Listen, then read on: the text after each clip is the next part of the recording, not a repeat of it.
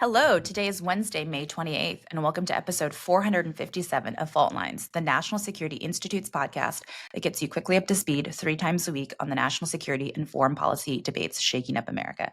I am NSI fellow Jessica Jones, and I'm joined today by two of our favorite NSI senior fellows, Morgan Vina and Jeffrey Wells. Okay.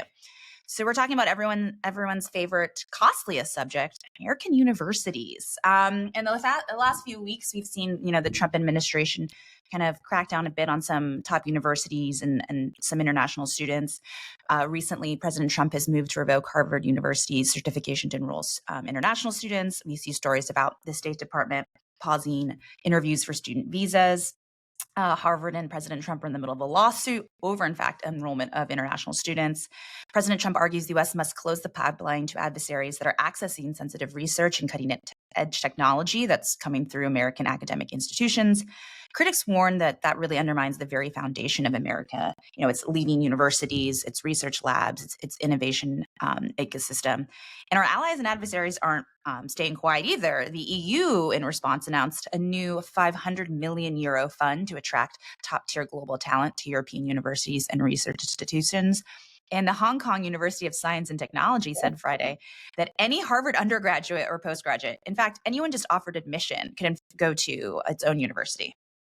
So we could talk a lot about, historically the foreign students that have been critical drivers of America's, national success, top scientists, engineers, startups, defense tech startups, our defense industrial base, and the like. So, we love our American success stories. But before we spend our entire podcast on that, I think, kind of nailing down what's going on. Jeffrey, I'm going to turn to you first. We've got you as guest before you, between your travels to Ukraine back and forth. What do you make of what's going on?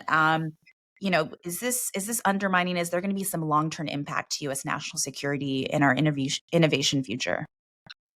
Yeah, so I think this topic is 4D chess to start with. So as you pointed out, there's a whole host of pieces here, and I think purely from a national security innovation standpoint, this is revoking all the F1 and J1 slots for a particular university, but perhaps all of our universities in general, isn't just a policy response.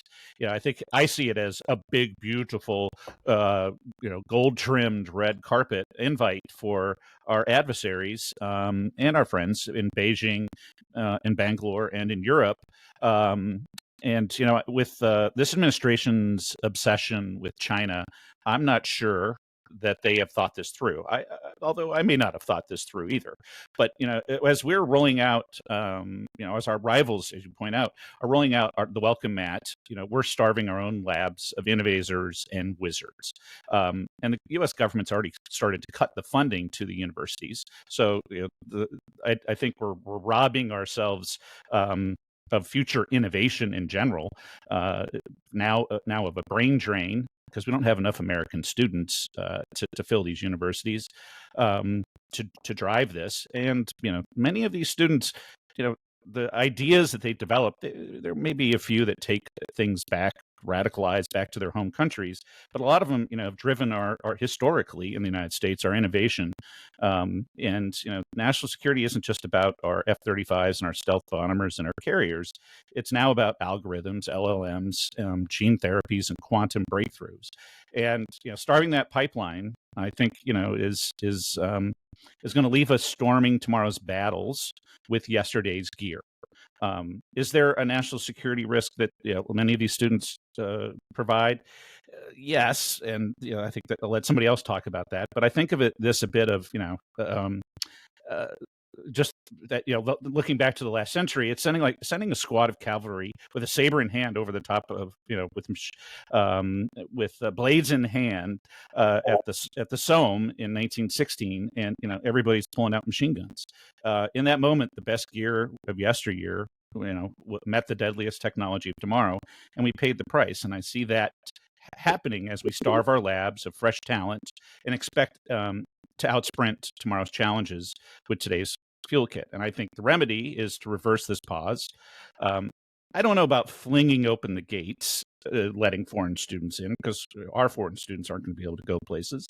American students aren't going to be able to go. But I think we need to open these gates a little bit, maybe be thoughtful about it, and remind the world that America's benches remain the hottest innovation stage on earth. Otherwise, I think we'll be left watching our rivals, snag the staring roles in a sequel of The Last Century. Peace Morgan, out. Jeffrey's brought up the brain drain. Are we worried about here a brain drain going the other way, right? We've never had to worry about that in the US. And, tell us a little more about maybe the national security rationales that you see percolating this conversation. I always love when Jeffrey is on the pod because he's just so eloquent and he just, raises the bar. And Didn't you hear about cavalry this morning? Did you? Who would have thought? Thank you, Morgan. I appreciate that's so kind of you. Everyone has to listen to me pontificate. Mm-hmm. No, I largely agree with everything Jeffrey has said here. I mean, let's not forget that Elon Musk was a foreign student, right? And look at the just remarkable progress he has made when it comes to space exploration for the United States. So, I mean, give credit to where credit is due. Foreign students, bring a lot of value to the United States. At the same time, and this is, as I often say, two things can be true. I think we are often finding that, foreign students, as we've seen many with, coming from China, have posed a significant security risk to the United States, particularly when it comes to IP theft, stealing, research and technology and sharing that with the CCP. So I think we need to be very clear-eyed about the risks as well. And, an increased level of vetting, I think, is certainly warranted. I'll also turn quickly over to an executive order that President Trump signed. It was one of the first that he actually signed when he came into office. And that was requiring additional scrutiny for students coming into the United States, and particularly the undergoing of social media vetting. I can't believe we don't do this already, quite frankly. When it comes to taking a harder look at students coming to the United States that harbor extremist, even terrorist views, anti-Semitic views, this should absolutely be a consideration, particularly when we allow foreign students to access our education system. And so I think, again, I don't think there's anything controversial about this. Social media is a public forum. So anything you put on social media is meant to be seen. And so when we're considering about who to let into this country, social media should absolutely, be considered. Is it slowing down the process? Yes, right. Secretary Rubio has currently put pauses on interviews for student visa applications. This, of course, is challenging, given we are 2 months away from the new school season or this new school year starting. I myself was a foreign student. The socialist bastion of the London School of Economics. Go Beavers! And so I empathize with the stress that students must be feeling as they, go into a new school year and get ready to make that trip. At the same time, though, yes, is it going to be a problem? Yeah, probably, until we get the kinks worked out. Is it going to be a perfect process? Absolutely not. Is it warranted for the interest of U.S. national security? I would argue yes. And I think I take the line between, the both of you, which is, we've talked about even on the show, the concerns that are raised by adversaries in our academic institutions, and whether it's stronger vetting for research appointments or federally funded labs, tighter security protocols, those all make sense. I think a blanket hold on international students, though, I think it's hard to even pick the ramifications. And, I go back to our universities or some of our leading diplomatic tools. You see students, from a young age from all across the world who dream of coming to America, studying here at some of these institutions, which now find themselves seemingly the target of at times. And rather than just worrying about a visa interview, I think they're rethinking their entire trajectory of where they want to study, right? Like, even if you were allowed in next year, what does the next couple of years look like here in the US? And I think that's a brain drain going the opposite way to Jeffrey's point is hard to fathom, and think about what technologies we may be missing as we think about the future. And our own Elon Musk, oh my goodness,